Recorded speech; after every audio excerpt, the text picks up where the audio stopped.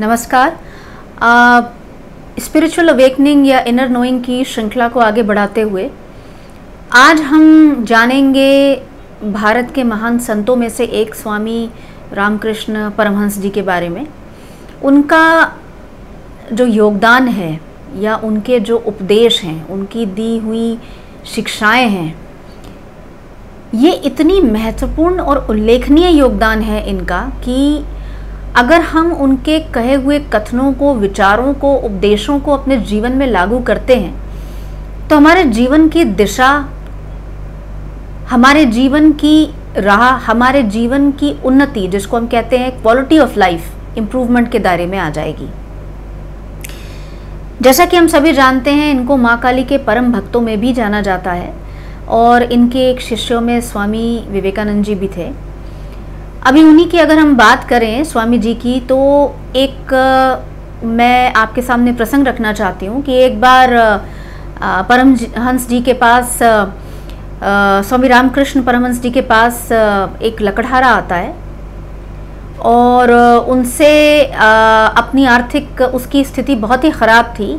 तो स्वामी जी उससे कहते हैं कि तुम ऐसा एक काम करो, तुम लकड़ी काटने चाहते हो तो जंगल में जहाँ तक तुम्हारी सीमा है उससे तुम थोड़ा सा और आगे बढ़ो। वो उनकी बात को समझता है, मानता है और आगे बढ़ जाता है। जब वो आगे बढ़ता है तो वो देखता है कि उसको चंदन के पेड़ मिलते हैं, जिसको वो बेचता है तो उसको मुनाफा होता है। फिर वो कुछ समय बाद वापस आता है तो स्वामी जी उससे फिर से कहते हैं कि तुम और आगे बढ़ो।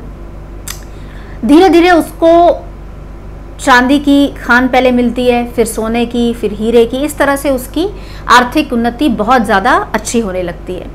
तो जब फाइनली वो स्वामी जी के पास आता है उनका आशीर्वाद लेने, तो स्वामी जी कहते हैं कि ये सब मैंने इसलिए किया क्योंकि मैं तुम्हारी सांसारिक स्थिति को अच्छा करना चाहता था। अब तुम्हें इसी तरह से निरंतर प्रयासरत होकर ईश्वर की आराधना में भी आगे बढ़ना चाहिए। कहीं ना कहीं अगर देखा जाए तो चाहे भक्ति हो, चाहे ज्ञान हो, चाहे ध्यान हो, चाहे आपके नित्य जीवन की रिस्पॉन्सिबिलिटीज़ हो, हमेशा आगे बढ़ते रहना चाहिए। अब कभी भी अपने दिमाग को चैनलाइज करके हमें अपनी लिमिटेशंस नहीं सेट करनी चाहिए। हमारे दिमाग में, हमारा ह्यूमन ब्रेन, इसके अंदर लिमिटलेस कैपेबिलिटीज़ या कैपेसिटी है। अब होता क्या है कि हम अपने दिमाग की खुद ही सीमा निर्देशित कर लेते हैं। जैसे मैंने बहुत सारे लोगों को देखा है, वो ये कहते हैं कि जी हमारे स्टार्स अच्छे नहीं है तो हम सिविल सर्विसेज या किसी सरकारी एग्जामिनेशन या किसी भी महत्वपूर्ण कैट या आइल्स कोई भी एग्जामिनेशन प्रिपेयर नहीं करेंगे क्योंकि हमारा समय ठीक नहीं है। समय कैसे ठीक होगा? समय तभी ठीक होगा जब आपके कर्म होंगे। कर्म निर्देशित करता है आपका समय। आपको सिर्फ एक गुरु एक राह दिखा सकता है और अगर आप निरंतर प्रयासरत रहते हैं तो आप उस समय से निकल जाते हैं। साथ ही साथ इसी संदर्भ में स्वामी विवेकानंद जी ने एक इतनी अच्छी बात कही है। उन्होंने बोला है कि आप टेक अप वन आइडिया, आप एक आइडिया को लीजिए, make that one idea your life. उस आइडिया को आप अपनी जिंदगी बनाएं, think of it, dream of it and live on that idea. उस विचार पर आप सोचें, उसको सोते जागते उस पर आप चिंतन करें, मनन करें। Let the brain, muscle and nerves, every part of the body be full of that idea. यानी कि आपके रोम रोम में, शरीर में उस आइडिया का, उस विचार का, उस थॉट प्रोसेस का कहीं ना कहीं विस्तार होना चाहिए।